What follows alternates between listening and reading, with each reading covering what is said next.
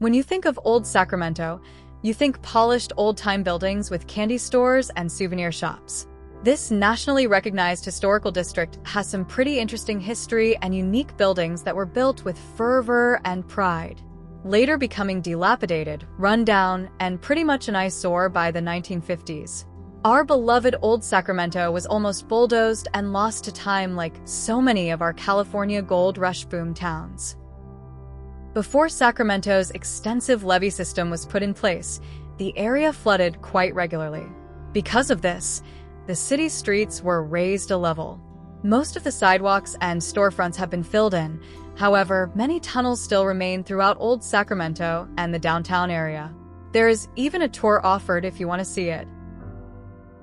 With over 5 million yearly visitors, I thought we should take a deeper look into some of the more interesting buildings and how things used to be aside from the tourist mecca it has become today. While the architecture from this period is commonly attributed to Victorian gold miners, characteristics of West End, such as multi-storied buildings, large arched doorways, full-height balcony windows, and the use of decorative wrought iron balconies, were most common in parts of Spain and the Spanish colonies.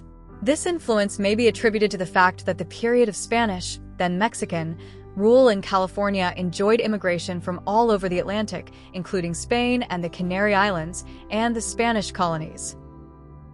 Before we get into the individual historic buildings, let's take a look at how it looked before renovations in the 1960s.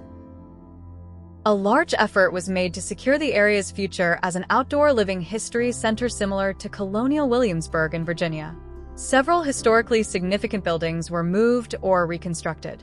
Those that were beyond repair were demolished. This would have been an Urbex YouTube explorer's dream. I personally would have loved to see it in its original 1850s and even the 1960s run-down crime-riddled versions. Luckily, there are a few old photos left for us to get an idea how it was before the Disneyland look we have today. Do you remember this tattered version? Leave me a comment on your memories of how it was back then, before the restoration.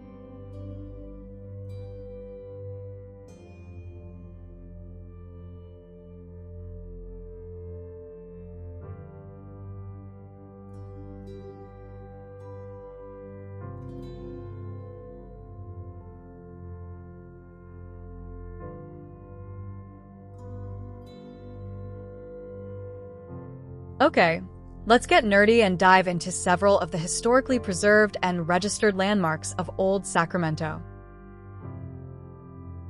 The Eagle Theater in Gold Rush-era Sacramento was the first permanent theater to be built in the state of California. Established in 1849, this relatively small structure was originally wood-framed and canvas-covered with a tin roof and a packed earth floor. The theater was flooded on January 4, 1850. Located at 925 Front Street, it was one of the earliest structures in the new city. It featured many different types of entertainment for a rough crowd of Wild West pioneers and gold miners from the small but rapidly growing area.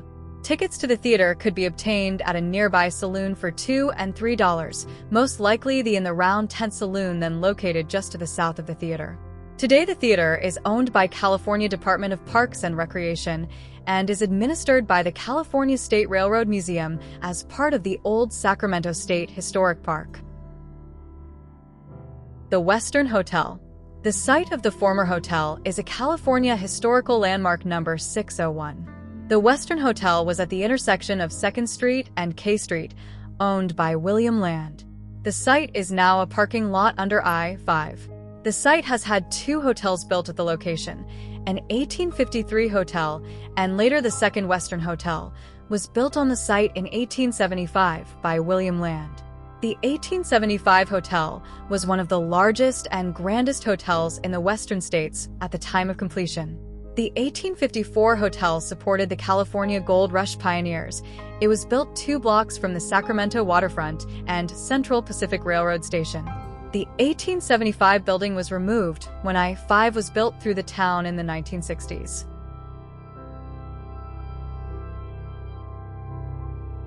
The Lady Adams Building is California Historical Landmark number 603.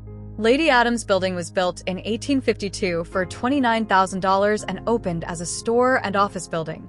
It is the oldest building in Old Sacramento. The store specialized in goods from the east coast of the United States that sailed through the Strait of Magellan in the brigantine sailing ship, Lady Adams. The building is at 113 K Street. The Lady Adams Building was a wholesale and import house. Arriving on the Lady Adams in 1849, for immigrants from Germany set up the wholesale store.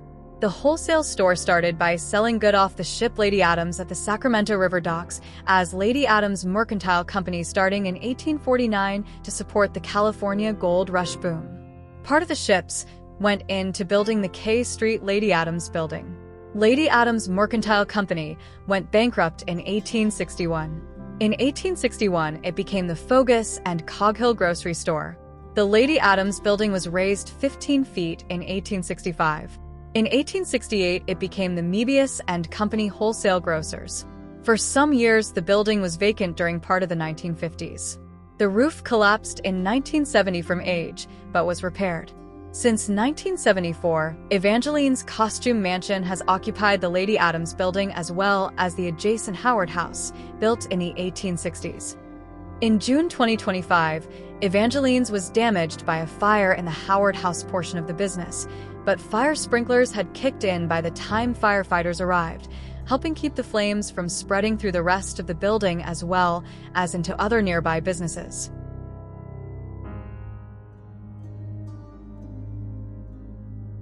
Ebner's Hotel, listed as a California historical landmark that was built in 1856 for and possibly by the Ebner brothers, Charles and Francis Ebner. A luxurious landmark for its period, the Ebner brothers built the 36-room hotel on the site of previous hotels at 116 K Street, close to the Sacramento River. The cupola that rose high enough to mark the skyline was an indicator to incoming travelers who could see it that they had nearly reached Sacramento. Charles Ebner, in addition to managing the hotel, also ran a liquor business from the hotel's basement. One source of pride for the hotel was the fact that John Sutter had been known to have lodged there as he was a friend of the Ebner brothers and frequented their saloon. By 1863, the Ebner brothers had leased out the hotel management so that they could focus on their liquor-selling prospects. The hotel reportedly had a good reputation until the 1870s when the railroad moved into the area, changing the feel for the neighborhood, and other, bigger hotels were located closer to modern-day downtown Sacramento. The section of Sacramento that Ebner's Hotel was located in was now referred to as West End. In time, the region was to be known as a slum, and Ebner's Hotel was to be classified as a flophouse. In the 1930s, the area began to fall into disrepair as transportation moved from the rivers to roads, leaving the area, in essence, and the hotel itself began to draw the homeless.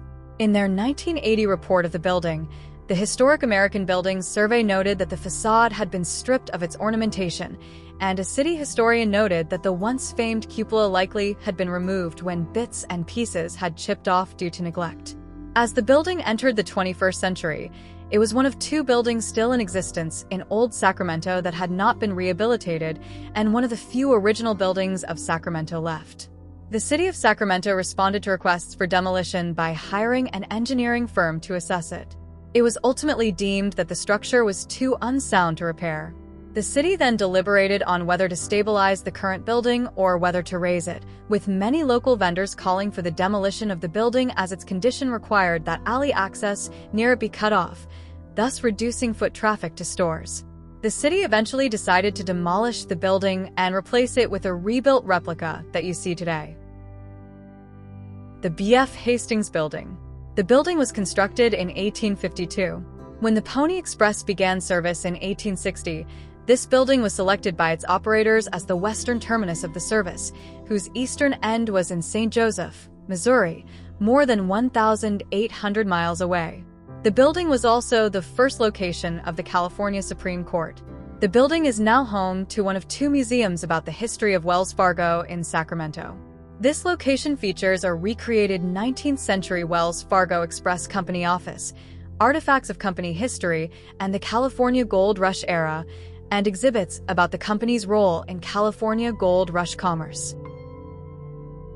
The original Orleans Hotel was built by materials from New Orleans shipped around Cape Horn by its owner Maria Hastings. There were 40 rooms and a saloon downstairs that served as a frequent stop for stagecoaches that were on their way to the mines during the gold rush. Mark Twain had even resided in the hotel in 1866 during his employment at the Sacramento Union. The building burned down in 1852 along with many other Sacramento buildings in a large fire. It was rebuilt by the next year, this time in brick, only to meet the same fate in another fire in 1923. Several attempts were made to build on the site of the former Orleans Hotel since 1975, but none succeeded until a business owner financed a new mixed-use building in 2007, with construction finished in 2008. Today, the New Orleans Hotel replica is a 4-story building with an exterior that matches the Gold Rush era original. There are 24 rental lofts on the upper floors and was built with plans for a restaurant and other retail opportunities on the bottom floor. The What Cheer House, also at times called the Sackett Hotel and Grand Hotel, it is a California historical landmark number 597 listed on May 22, 1957. The What Cheer House was first used as a hotel, named the Sackett Hotel. The What Cheer House was used for the California state offices in 1855. In the 1870s, it was called the Grand Hotel. The What Cheer House is at the southeast corner of Front Street and K Street. A pioneer greeting was "What cheer, partner?" Thus the What Cheer House name. After the California state offices moved out, it became a warehouse for the Sacramento waterfront shipping. Since then, What Cheer House has been Stage 9 Entertainment Store, G. Willikers Toy Emporium, The Vault, California Clothiers, and the Old-Fashioned Candy and Confectionery. The What Cheer House was raised 15 feet, stopping flooding by the Sacramento River and American River. By the later 1940s and early 1950s, What Cheer House was showing her age due to lack of renovation and was part of the refurbished Old Sacramento makeover. Stage 9 Entertainment Incorporated purchased the What Cheer House in the 1990s. The Big Four House was originally 3 separate buildings constructed over 1851 to 1852, adjacent to the Sacramento River waterfront. The original 3 structures included the Stanford Building, the Huntington and Hopkins Building, and the Miller Building. The lower floors were occupied by merchants, 3 of whom later became the Big Four, with Charles Crocker, hence the building's name. The Big Four were associated with the founding of the first transcontinental railroad linking California with the eastern U.S. and were Collis Huntington, Mark Hopkins, Jr., Leland Stanford, and Charles Crocker. On the second floor of these buildings, they organized and ran the Central Pacific Railroad Company of California to plan, build, and operate the western section of the first transcontinental railroad. They also founded the Southern Pacific Railroad here. Huntington, Hopkins and Company, which imported and sold hardware, iron, steel, and coal, occupied 54 K Street. The second floor of these structures served as the first offices of the Central Pacific Railroad from 1862 to 1873. There are almost too many historic buildings in Old Sacramento to list. There are several more just like this here, and I recommend you visit for yourself. Look for historical markers and signs to help guide you to more of this uniquely preserved California gold rush boom town that is nothing like modern Sacramento today. Thanks for watching, and as always, happy trails!